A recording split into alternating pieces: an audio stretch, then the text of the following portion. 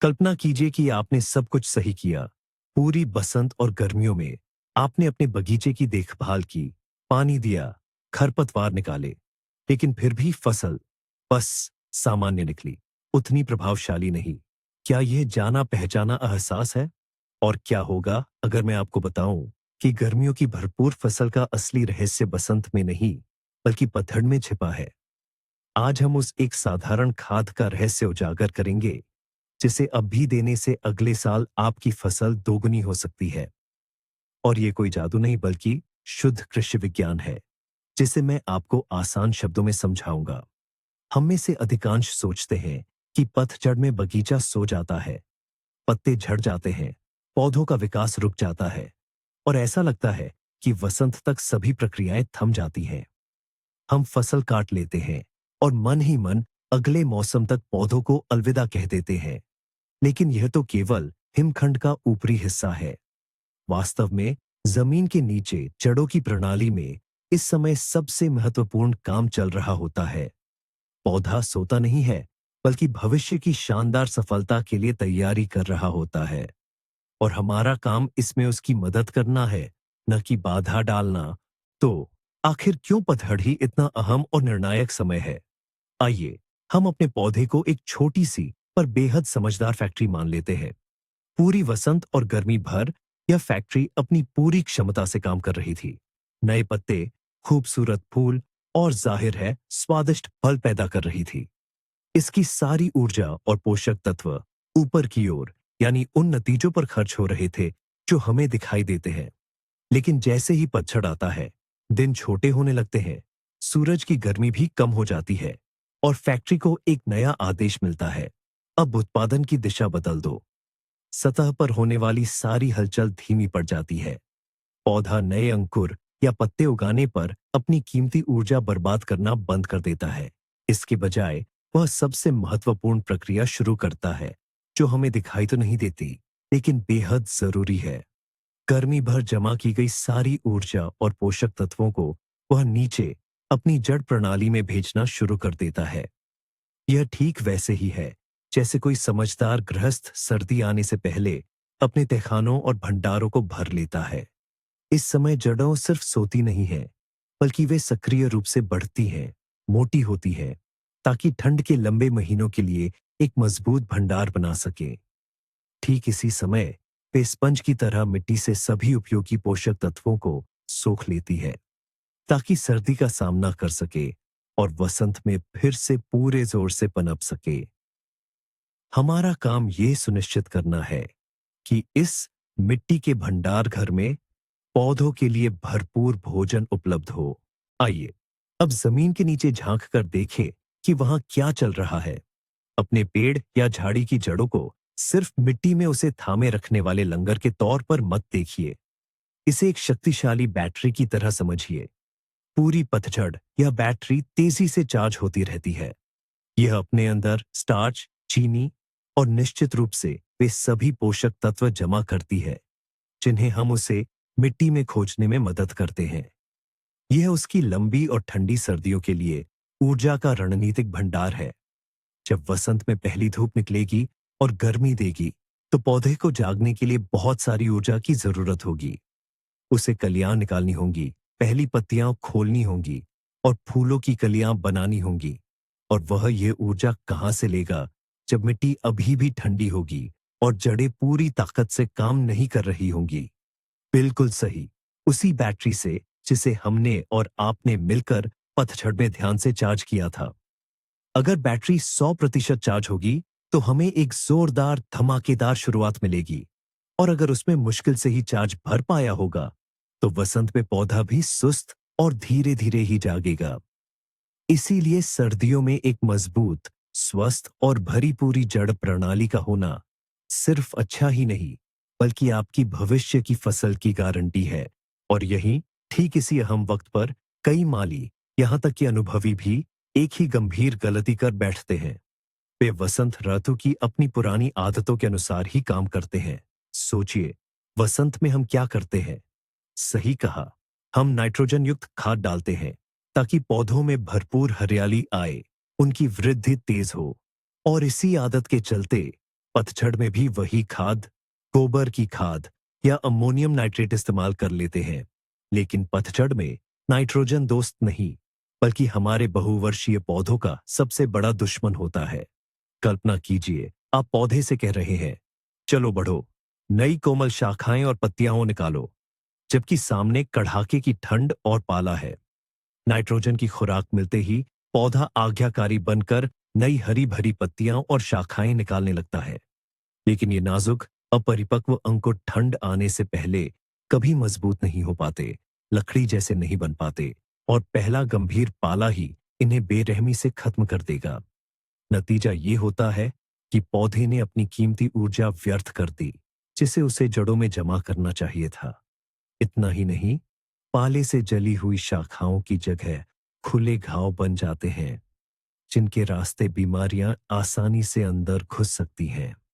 इस तरह मदद करने की चाहत में हम पौधे को उसके जीवन के सबसे कठिन दौर से पहले और भी कमजोर कर देते हैं।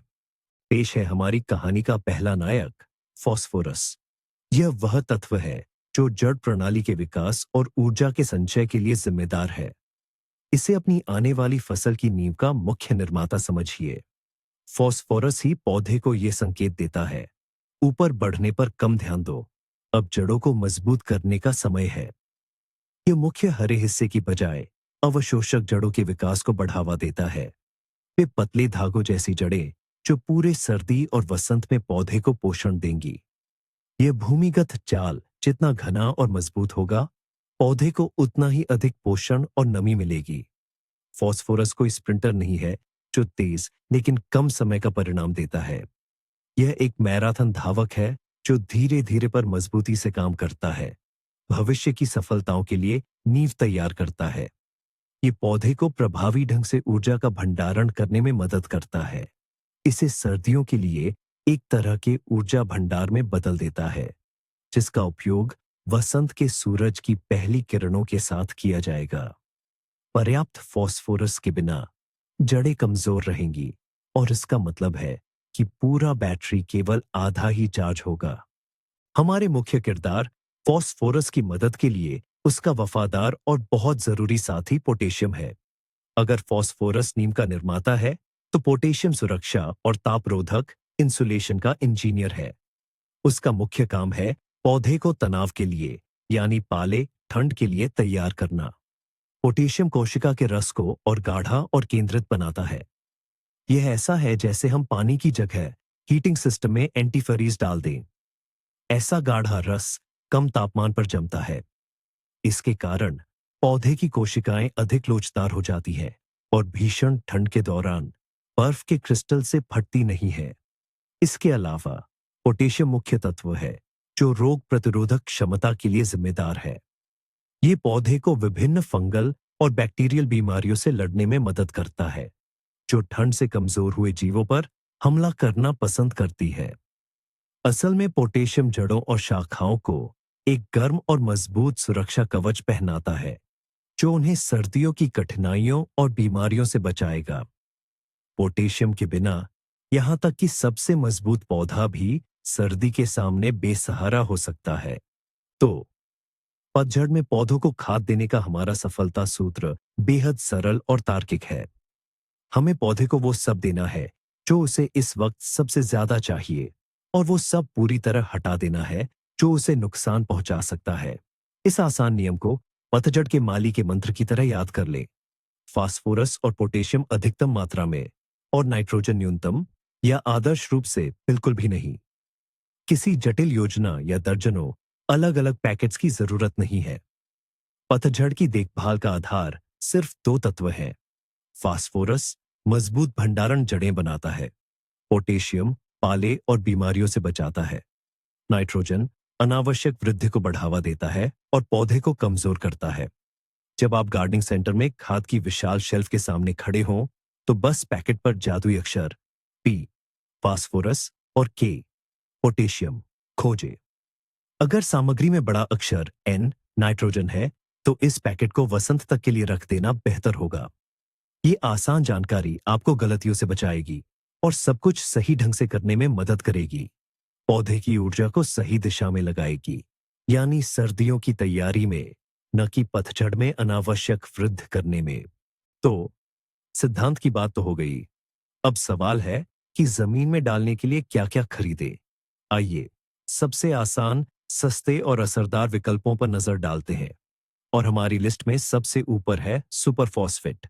नाम से घबराइए मत, ये उन खादों में से एक है जिस पर लाखों बागवानों ने सालों से भरोसा किया है। यह साधारण और डबल, दो तरह का आता है। डबल वाला बस ज्यादा गाढ़ा होता है। पतझड़ के लिए इसका सबसे बड़ा फायदा यह है कि यह मिट्टी में बहुत धीरे धीरे घुलता है। सुपर फॉस्फेट के दाने बारिश से बहते नहीं हैं, वे जमीन में पड़े रहते हैं और धीरे धीरे, थोड़ा थोड़ा करके जड़ों को फास्फोरस देते रहते हैं। यह प्रक्रिया पूरी पतझड़, पूरी सर्दी चलेगी और वसंत की शुरुआत तक भी जारी रहेगी। यानी आप पौधों के लिए पोषण का एक ऐसा लंबा चलने वाला स्रोत तैयार करते हैं जो लगभग 6 महीने तक काम करता रहेगा। यह ऐसा है जैसे आप अलाव में धीरे धीरे सुलगने वाली लकड़ी का एक लट्ठा डालते हैं जो पूरी रात गर्मी देता रहेगा, न कि 5 मिनट में जलकर बुझ जाएगा। पतझड़ में खाद डालने के लिए इसकी यह धीमी गति एक बेहतरीन खूबी है। अगर आप जैविक खेती के प्रबल समर्थक हैं और केमिकल्स से दूर रहना पसंद करते हैं, तो आपके लिए भी एक शानदार विकल्प मौजूद है। आपका चुनाव है बोन मील, हड्डी का चूरा। ये पूरी तरह से प्राकृतिक उत्पाद है जिसे जानवरों की हड्डियों को पीसकर तैयार किया जाता है। बोन मील फास्फोरस का एक प्राकृतिक और जैविक स्रोत है जो पौधों को धीरे धीरे और लंबे समय तक उपलब्ध होता है। और एक बोनस के तौर पर इसमें कैल्शियम भी भरपूर मात्रा में होता है जो पौधों के लिए अत्यंत उपयोगी है। यह सुपर फॉस्फेट से भी धीमी गति से काम करता है। मिट्टी में मिलने पर यह सूक्ष्म जीवों की मदद से बहुत धीरे धीरे विघटित होना शुरू होता है और धीरे धीरे पोषक तत्वों को छोड़ता है। यह अधिकतम कोमल और लंबे समय तक चलने वाला प्रभाव सुनिश्चित करता है। पौधा इससे उतना ही फास्फोरस लेता है जितनी उसे उस विशेष समय पर आवश्यकता होती है। बोन मील उन लोगों के लिए एकदम सही विकल्प है जो अपने बगीचे को ठीक उसी तरह पोषित करना चाहते हैं जैसे प्रकृति चाहती है। धीरे धीरे, स्वाभाविक रूप से और बिना किसी जल्दबाजी के। फास्फोरस की बात तो हो गई। अब इसके सच्चे साथी पोटेशियम को कहां से लाए? इसके लिए हमारे काम आएगी एक ऐसी चीज जो लगभग हर बागवान के पास आसानी से मिल जाती है। ये है और कुछ नहीं बल्कि साधारण लकड़ी की राख है। वही राख जो पेड़ों की टहनियाओं या लकड़ी जलाने के बाद बच जाती है, चाहे वह अलाव के बाद हो या किसी ड्रम में। बस यही ध्यान रखें कि राख हमेशा शुद्ध लकड़ी या पौधों के अवशेषों से बनी होनी चाहिए, जिसमें कोई प्लास्टिक, कचरा या चमकदार कागज न मिला हो। लकड़ी की राख सिर्फ पोटेशियम का एक मुफ्त और प्राकृतिक स्रोत भर नहीं है, यह तो प्रकृति का एक अद्भुत मल्टी कॉम्प्लेक्स है। पोटेशियम के अलावा इसमें कैल्शियम, मैग्नीशियम, फास्फोरस और लगभग 30 अन्य सूक्ष्म पोषक तत्व भी होते हैं जो पौधों के लिए बेहद जरूरी है। और इसका एक और बड़ा फायदा यह है, राख में क्षारीय गुण होते हैं और यह मिट्टी की अम्लता को बहुत अच्छी तरह से कम करती है। ज्यादातर जगहों पर मिट्टी समय के साथ अम्लीय हो जाती है, जिससे पौधों को जरूरी पोषक तत्व सोखने में दिक्कत होती है। तो राख का इस्तेमाल करके आप एक साथ तो काम करते हैं, पौधों को पोटेशियम की खुराक देते हैं और मिट्टी की बनावट और अम्लता दोनों में सुधार करते हैं। आइए, अब हम एक बहुत ही प्रचलित लेकिन बेहद खतरनाक शरद रथु से जुड़े मिथक को तोड़ते हैं। वह मिथक ये है कि गोबर हर स्थिति में सबसे अच्छा खाद है, इसे पतझड़ में खुदाई से पहले डालो और तुम्हें खुशी मिलेगी। ये बात सुनने में तो काफी ठोस लगती है क्योंकि हमारे दादा दादी भी ऐसा ही करते थे। लेकिन यहीं पर एक बड़ी गलती छिपी है। हाँ, सड़ी हुई गोबर या खाद, कंपोस्ट, वाकई एक बेहतरीन जैविक खाद है। लेकिन ताजा गोबर, जिसे अक्सर लोग पतझड़ में अपने खेतों या बगीचों में लाते हैं, फायदे से ज्यादा नुकसान पहुंचाता है। क्यों? क्योंकि ताजे गोबर में बहुत ज्यादा आसानी से उपलब्ध नाइट्रोजन होती है और हमने पहले ही पता कर लिया है कि पतझड़ में नाइट्रोजन अनावश्यक वृद्धि को बढ़ावा देता है। जिससे पौधा सर्दियों से पहले कमजोर हो जाता है। ताजा गोबर डालकर आप अपने बगीचे से मानो कह रहे हैं, जागो और बढ़ो, जबकि उसे तो इसके विपरीत सोने की तैयारी करनी होती है। इसके अलावा ताजे गोबर में खरपतवार के बीज और हानिकारक सूक्ष्मजीव भी हो सकते हैं। इसलिए नियम बिल्कुल सीधा है।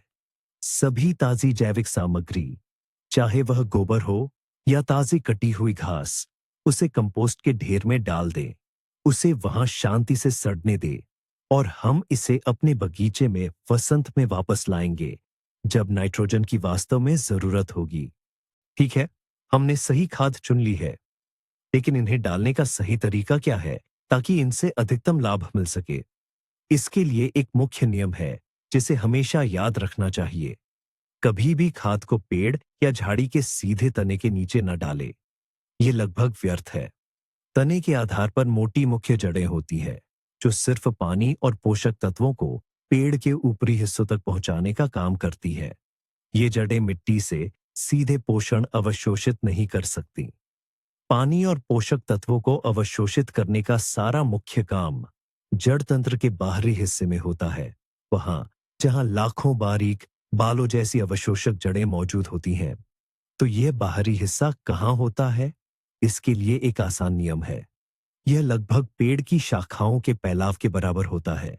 कल्पना कीजिए कि आप पेड़ के नीचे खड़े हैं और अपनी बाहें शाखाओं की तरफ फैलाते हैं। जहां आपकी उंगलियों के सिरे आते हैं, लगभग उसी घेरे में आपको खाद डालनी है। सही मायनों में वही आपके पौधे का भोजन स्थल है और आपको उसे आहार वहीं परोसना चाहिए। आइए कुछ खास उदाहरणों से समझते हैं। मान लीजिए हमारे पास सेब, नाशपाती या चेरी जैसे बड़े फल देने वाले पेड़ हैं। उनके नीचे जमीन पर खाद ऐसे ही बिखेर देना बुरा तो नहीं है, पर सबसे असरदार तरीका नहीं है, खासकर तब जब आपके पास घना घास से ढका लॉन हो। पोषक तत्वों का एक हिस्सा जड़ों तक पहुंच ही नहीं पाता। इसलिए एक बेहतर तरीका है, एक बागवानी बर्मा, ओंगर, सब्बल या बस फावड़े का डंडा लें। पेड़ की छतरी, कैनोपी के घेरे में, जैसा कि हमने पहले भी बताया है, 20-30 सेंटीमीटर गहरे 10-15 छोटे छेद या गड्ढे बनाए। यह बिल्कुल भी मुश्किल नहीं है। और फिर सुपरफॉस्फेट और राख के अपने मिश्रण को इन छेदों में समान रूप से बांट दे और भर दे। इसके बाद इन छेदों को पैर से हल्का सा दबा दें। इस तरह आप पोषक तत्वों को सीधे सक्रिय जड़ों तक पहुंचाते हैं। यह सुनिश्चित करता है कि आपकी खाद का पौधा पूरी तरह से उपयोग कर पाएगा और वह जमीन की सतह पर उगने वाले खरपतवारों के हाथ नहीं लगेगी। अब बात करते हैं बेरी वाली झाड़ियों की। चाहे वो करंट हो, गूजबेरी हो या अन्य कोई बेरी वाली झाड़ी, पतझड़ में की गई थोड़ी सी देखभाल पर यह बहुत अच्छी तरह से फलती फूलती है। इनकी देखभाल बड़े पेड़ों की तुलना में कहीं ज्यादा आसान होती है। ऐसा इसलिए क्योंकि इनकी जड़ें बहुत ज्यादा फैली हुई नहीं होती और मिट्टी की सतह के करीब ही रहती है। इसलिए इनके लिए कोई अलग से गड्ढा खोदने की जरूरत नहीं होती। आपका काम है सुपर फॉस्फेट के दाने और राख को तने के आसपास की जमीन में सावधानी से बिखेरना। यानी झाड़ी के निचले हिस्से से लगभग 15-20 सेंटीमीटर हटकर आधे मीटर के दायरे में। ध्यान रहे, सारी खाद एक ही जगह ढेर न करे, बल्कि इसे समान रूप से फैलाने की कोशिश करे। पोषक तत्व बिखेरने के बाद एक छोटी रेक या कुदाल ले। इसकी मदद से बहुत सावधानी से, ज्यादा गहरा नहीं, बस 5-7 सेंटीमीटर तक खाद को मिट्टी की ऊपरी परत में मिला दें। बस इसे मिट्टी के साथ अच्छे से मिक्स कर दें। ऐसा करने से ये दाने नमी वाली मिट्टी के संपर्क में आकर ज्यादा तेजी से काम करना शुरू कर देंगे। इसके बाद आप तने के आसपास की जमीन को कंपोस्ट या सड़ी हुई गोबर की खाद से मल्च कर सकते हैं। यह सर्दियों के लिए एक आरामदायक कंबल की तरह काम करेगा, जिससे पौधों को ठंड से बचाव मिलेगा। लेकिन खूबसूरती का क्या? क्योंकि बगीचा सिर्फ उपज के लिए ही नहीं होता। अपने प्यारे बारहमासी पौधों को मत भूलिए। गुलाब, पियोनी, फ्लॉक्स, डे लिली, होस्टा, वे भी ठीक उसी तरह सर्दियों की तैयारी करते हैं और अगले मौसम के लिए अपनी क्षमता का निर्माण करते हैं, जैसे फलदार पेड़ करते हैं। उनकी अगली साल की फूलों की बहार कितनी शानदार और भरपूर होगी, यह शरद ऋतु में दी जाने वाली खाद पर ही निर्भर करता है। यहाँ भी सिद्धांत बिल्कुल वही लागू होता है। पतझड़ में उन्हें नाइट्रोजन बिल्कुल भी नहीं चाहिए, लेकिन फास्फोरस और पोटेशियम बेहद जरूरी है। फास्फोरस एक मजबूत जड़ प्रणाली विकसित करने में मदद करेगा, जो ठंड को आसानी से झेल सके, और पोटेशियम तना और फूलों की कलियों को मजबूत करेगा, जिससे उनकी सर्दी सहने की क्षमता बढ़ेगी। इसलिए बिना झिझक के वही सुपरफॉस्फेट और राख का मिश्रण ले और इसे सावधानी से गुलाब के पौधों की जड़ों के चारों ओर या पियोनी के गुच्छों के बीच में फैला दें। फिर उसी तरह से इसे हल्की गहराई तक मिट्टी में मिला दें। शरद ऋतु में की गई यह छोटी सी देखभाल इस बात की गारंटी है कि जून में आप सिर्फ 3 मामूली फूलों को नहीं, बल्कि शानदार और चमकीले कलियों के एक पूरे बादल को देखकर मंत्रमुग्ध हो जाएंगे। लेकिन कुछ ऐसे पौधे भी हैं जिन्हें पतझड़ में खाद देने की कोई जरूरत नहीं है। ये मुख्य रूप से एक वर्षीय पौधे होते हैं। पेटुनिया, गेंदा, नस्टुर्तियम, खीरा और टमाटर जैसे सभी एक वर्षीय पौधे अपना जीवन चक्र पूरा कर चुके हैं। सर्दियों से पहले उन्हें खाद देना बिल्कुल व्यर्थ है। वे पहली पाला पड़ने पर वैसे भी मर जाएंगे और खाद बस बर्बाद हो जाएगी। इसलिए उन पौधों पर अपना समय और ऊर्जा व्यर्थ न करें जो अपनी पैदावार दे चुके हैं और जिनका मौसम अब खत्म हो गया है। दूसरी श्रेणी, जिसे पतझड़ में खाद नहीं देनी चाहिए, वे युवा पौधे हैं जिन्हें इसी साल लगाया गया है। उनकी जड़ प्रणाली अभी बहुत कमजोर और नाजुक होती है। वह अभी अभी नई जगह में अपनी जड़ें जमाना शुरू कर रही है, और यदि आप अभी उसे बहुत अधिक खाद से भर देंगे तो इससे जड़ों में जलन हो सकती है और पौधा मर भी सकता है। उन्हें शांति से जड़ें जमाने दें, मजबूत होने दें और नई परिस्थितियों के अनुकूल बनने दें, और खाद देने का काम वसंत तक के लिए टाल दें, जब वे तेजी से बढ़ना शुरू करेंगे। इस बेहद जरूरी काम को करने का सही समय आखिर कब है? इसके लिए एक सुनहरा नियम है, न तो बहुत जल्दी और न ही बहुत देर से। आपके क्षेत्र के हिसाब से सितंबर के मध्य से लेकर अक्टूबर के मध्य तक का समय सबसे आदर्श माना जाता है। इसका सबसे बड़ा संकेत है बड़े पैमाने पर पत्तियों का झड़ना। जब पेड़ तेजी से अपनी पत्तियां गिराना शुरू कर दें, तो समझ ले कि उनका विकास काल समाप्त हो गया है और वे सर्दियों की तैयारी में जुट गए हैं। यही वो समय होता है जब पौधा फास्फोरस और पोटेशियम को सबसे अच्छी तरह से अवशोषित करने के लिए तैयार होता है। इस दौरान मिट्टी अभी भी पर्याप्त गर्म और नम रहती है, जो उर्वरकों को घुलने और जड़ों द्वारा उन्हें सोखने के लिए बेहद जरूरी है। अगर आप अगस्त में बहुत जल्दी खाद डाल देते हैं, तो इससे नई कॉम्प्लें निकल सकती है, जिनकी हमें बिल्कुल भी जरूरत नहीं है। और अगर आप नवंबर तक इंतजार करते हैं, जब तक मिट्टी जम चुकी होती है, तो ये उर्वरक बस वसंत तक बेकार पड़े रहेंगे और हमें शरद ऋतु का कोई भी फायदा नहीं मिलेगा। तो सही वक्त पहचाने, जैसे ही पतझड़ शुरू हो, तुरंत काम पर लग जाए। याद रखें, शरद ऋतु में पौधों को ये पोषण देना आपके बगीचे के लिए सिर्फ एक और भोजन का हिस्सा नहीं है, ये इससे कहीं ज्यादा है। ये पौधों के स्वास्थ्य और निश्चित रूप से भविष्य की भरपूर फसल के लिए आपका एक दीर्घकालिक और रणनीतिक निवेश है। आप केवल तात्कालिक भूख की समस्या को हल नहीं कर रहे हैं, बल्कि आप सोच समझकर आने वाले कई महीनों के लिए एक मजबूत आधार या सुरक्षा कवच तैयार कर रहे हैं। कल्पना कीजिए कि आप अपने हरे भरे साथियों को सर्दी नामक एक लंबी और कठिन यात्रा पर भेज रहे हैं, और आप उन्हें सिर्फ अलविदा नहीं कह रहे हैं, बल्कि उनके लिए जरूरी चीजों से भरा एक बैग सावधानी से तैयार कर रहे हैं। आप उसमें फास्फोरस के रूप में ऊर्जा बार और पोटेशियम के रूप में गर्म कपड़े रख रहे हैं। इस तैयारी के साथ वे सिर्फ सबसे कठोर परिस्थितियों में जीवित ही नहीं रहेंगे, बल्कि वसंत में, यानी फिनिश लाइन पर, एक जोरदार उछाल के लिए अपनी ताकत भी बचाए रखेंगे। यह एक जागरूक देखभाल है जो आपको एक साधारण माली से अपने बगीचे के एक समझदार प्रबंधक में बदल देती है। जरा सोचिए, इस निवेश से क्या कमाल होता है। आप अपने पौधों के लिए एक तरह का रणनीतिक भंडार बनाते हैं, पोषक तत्वों का एक ऐसा सुरक्षित कोष जिसे वे शुरुआती वसंत में सबसे अहम समय पर इस्तेमाल करना शुरू कर देंगे।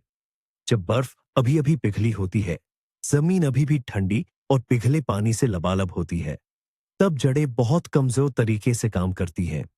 ऐसी ठंडी मिट्टी में वे पोषण मुश्किल से ही ले पाती हैं। पर बढ़ने के लिए तो ताकत अभी से चाहिए। कलियों को फूलना होता है, पहले पत्ते निकालने होते हैं, और ठीक यहीं पर पौधा कहता है, आहा, मेरे पास तो मेरा अपना भंडार है। और वह फास्फोरस और पोटेशियम का वही भंडार सक्रिय रूप से इस्तेमाल करना शुरू कर देता है, जिसे आपने पतझड़ में बड़े ध्यान से सीधे जड़ों के क्षेत्र में डाला था। इससे उसे खुद को तैयार करने और मिट्टी के गर्म होने का इंतजार करने में कीमती समय बर्बाद नहीं करना पड़ता। पौधा तुरंत ताकत और आत्मविश्वास के साथ शुरुआत करता है, अपने भूखे साथियों को कई हफ्तों तक पीछे छोड़ देता है। शरद ऋतु में इकट्ठा की गई यही शक्ति और ऊर्जा का संचय पौधे को वसंत में सर्दी के तनाव से उबरने में समय बर्बाद करने के बजाय तुरंत और बिना किसी देरी के तेजी से बढ़ने में मदद करता है। यह आपको अपनी आंखों से ही स्पष्ट रूप से दिखाई देगा। आपके पेड़ों और झाड़ियों पर कलियां समय से पहले ही फूलने लगेंगी, पत्तियां ज्यादा तेजी से खुलेंगी और बड़ी भरी भरी होंगी।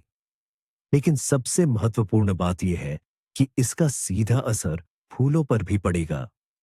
जिस पौधे के पास पोषण का अच्छा खासा भंडार होता है, वह कहीं अधिक फूलों की कलियां तैयार कर पाएगा, और जितने ज्यादा फूल होंगे, उतने ही अधिक संभावित फल और जामुन मिलेंगे। यह सीधा सा गणित है। वसंत की अपनी ऊर्जा को ठंडी जमीन में जड़ें बढ़ाने और भोजन खोजने पर खर्च करने के बजाय आपका पौधा अपनी पूरी शक्ति उसी काम में लगाएगा जिसकी आपको उससे उम्मीद है, यानी भविष्य की भरपूर फसल तैयार करने में। शरद ऋतु में खाद देने का पूरा रहस्य इसी में छिपा है। पौधे को एक शुरुआती बढ़त देना, ताकि उसे नए मौसम में एक आसान और मजबूत शुरुआत मिल सके। अब एक पल के लिए इस नजारे की कल्पना कीजिए। वसंत आ गया है। आप अपने बगीचे में निकलते हैं। आपके पड़ोसी के पेड़ अभी भी बिना पत्तों के खड़े हैं, बस धीरे धीरे जाग रहे हैं। और आपकी सेब और चेरी के पेड़ पहले ही गुलाबी और सफेद फूलों की घनी चादर से ढके हुए हैं। आपकी बेरी की झाड़ियां पहले ही मजबूत नए अंकुरों से भर गई है और भविष्य के फलों के गुच्छों से लदी है।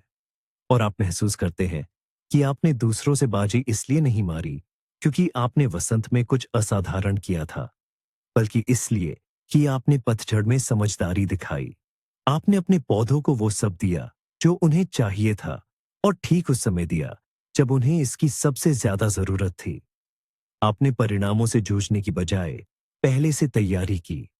आपने सर्दियों के बाद कमजोर हुए पौधों को फिर से जीवित करने की कोशिश नहीं की, बल्कि बस उन्हें कमजोर होने ही नहीं दिया। जैविक चक्रों की इस सरल लेकिन गहरी समझ में ही लगातार उच्च उपज का मुख्य रहस्य छिपा है। ये कोई जादू या किस्मत नहीं है, यह शुद्ध कृषि विज्ञान है जो हम में से हर एक के लिए सुलभ है। और अब हम आते हैं सबसे अहम बात पर, उस जादू पर जो खाद के एक चम्मच को फलों की 2 बाल्टी में बदल देता है। बागवानी को समझने का असली गेम चेंजर तब आता है जब आप यह महसूस करते हैं, पतझड़ ऋतु का अंत नहीं, बल्कि उसकी सच्ची शुरुआत है। यह एक शांत नजर से छिपा हुआ समय है, जब आने वाली सारी खूबसूरती की नींव रखी जाती है। जब आप गर्मागर्म चाय की चुस्की ले रहे होते हैं और पत्तों से ढके अपने बगीचे को निहारते हैं, तब वहीं अंधेरे और ठंडक में आपके पौधे सो नहीं रहे होते। वे अपनी जमींदोज सल्तनत बना रहे होते हैं। जो फास्फोरस आपने डाला है, वह मजबूत जड़ों का जाल फैलाता है। पोटेशियम एक समझदार प्रबंधक की तरह हर कोशिका को मजबूत करता है, उसे सर्दियों की बर्फीली हवाओं के लिए तैयार करता है। ये एक बहुत बड़ी मेहनत है जिसका नतीजा आपको सिर्फ 6 महीने बाद ही दिखेगा। और जब वसंत में आपका पेड़ अनगिनत फूलों से भर जाएगा और करौंदे की झाड़ी फलों के बोझ से झुक जाएगी, तब आप जानेंगे ये कोई चमत्कार नहीं, ये आपकी पतझड़ की समझदारी का नतीजा है। तो फास्फोरस और पोटेशियम पर आधारित सिर्फ एक पतझड़ की खाद कोई सामान्य कृषि तकनीक नहीं है। यह आने वाली फसल में आपका सचेत निवेश है, जो आपको कई गुना ज्यादा होकर वापस मिलेगा। आप अपने पौधों को बेहतरीन संभव शुरुआत देते हैं। ये वीडियो आखिर तक देखने के लिए आपका धन्यवाद। अगर ये आपके लिए उपयोगी रहा हो और आपने कुछ नया सीखा हो, तो लाइक करना और चैनल को सब्सक्राइब करना ना भूलें, ताकि आप बागवानी के अन्य रहस्य न चूकें। और अब आपके लिए एक सवाल, आपके पास अपने बगीचे के पतझड़ के कौन से रहस्य हैं? शायद आप अपनी कोई समय परीक्षित खाद का उपयोग करते हो। टिप्पणियों में अपना अनुभव साझा करें। आइए चर्चा करते हैं।